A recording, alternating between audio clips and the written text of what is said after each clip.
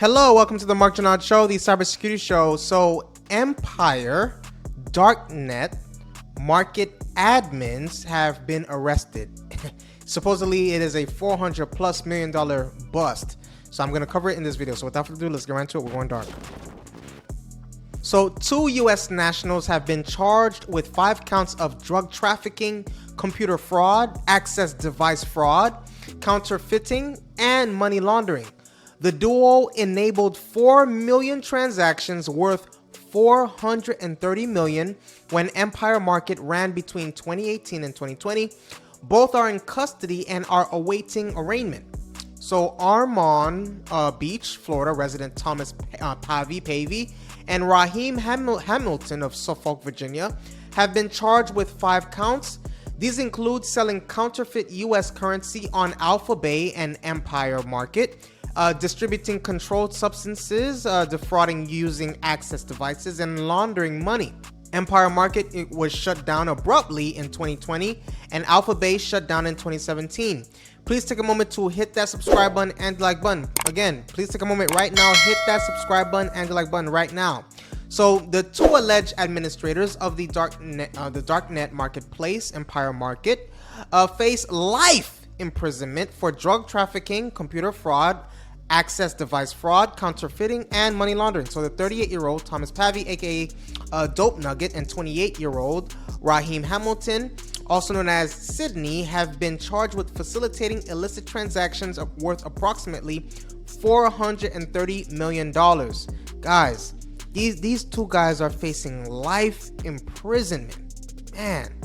So Empire Market traded drugs, chemicals, counterfeit U.S. currency. That's probably the biggest one right there. Counterfeit U.S. currency, malware and other software, credit card numbers and other information, and other illegal goods. Payments were settled through cryptocurrency, including Bitcoin and Monero, on their anonymous.onion site, accessible through Tor. We all know that Tor is probably the only way to do it, right?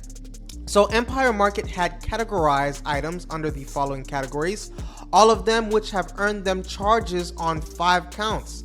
There's the fraud, number 1. There's number 2 is the drugs and chemicals, right? So you can say that's really 3. Then you have the counterfeit items, and then the software and malware. So those 5 counts right there. Pavey and Hamilton also employed moderators for the Darknet market who directed and paid to resolve disputes between vendors and buyers. The duo also encouraged users to use tumbling services to obfuscate their transactions and conceal and disguise connections to Empire Market. So tumbling services use a series of transactions to mix and exchange cryptocurrencies to obscure their origin, which is what the indictment reads. So for instance, by in or about approximately of October 2018, Empire Market advertised that tumbling your coins is a popular way to erase any trace of your coins coming from Empire Market. In some cases, using the blockchain, a determined investigator can trace you back to this empire, tumbling your coins for a small fee, which is normally around 1 to 3%, ensure that you will never be traced back to here. So Pavey and Hamilton commenced Empire Market operations on February 1st, 2018, but they had previously worked together on Alpha Bay to advertise and sell counterfeit US currency. Alpha Bay was shut down in 2017, while Empire Market discontinued operations on August 22nd, 2020, as per the indictment. So Pavey and Hamilton paid themselves by retaining a portion of sales of stolen and fraudulently obtained credit card numbers and account login credentials on the Empire Market, which is also what the indictment reads. So at the time of the seizure, law enforcement recovered cryptocurrency worth $75 million, as well as cash and precious metals. The Department of Justice didn't mention when the duo were arrested or whether Empire Market's shutdown was caused by law enforcement action. Both are currently awaiting arrangements to be scheduled. Some of the major law enforcement operations against cybercrime over the years by US and global agencies include, because this is kind of in that category, right? These are leading up to that. You have the breach forms seizure. That was from May 2024, the second time in 12 months. The Darknet site resurfaced only 2 weeks later. Then you have the Lockbit ransomware leader unmasking. That was in May 2024. And that is when the Russian national Dmitry was publicly revealed and carries a 10 million bounty for his arrest. We then have the Nemesis marketplace. That's December 2023, where cryptocurrency assets valued at 102,000 were also recovered. Then you have the Kingdom market. That was in December 2023. That was seized.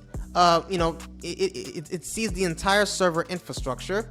Then you have the Monopoly market. That was May 2023, which is 288 arrests and the seizure of 53 million in cash, cryptocurrencies, 1 ton of drugs, and 117 firearms to disrupt fentanyl and opioid trafficking on the dark web under Operation Spectre.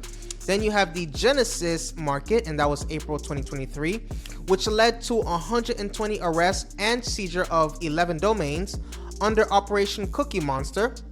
Then you have the WT1 shop marketplace. That's September 2022, and that dealt in the personal identifiable information, PII, credentials, and other sensitive data.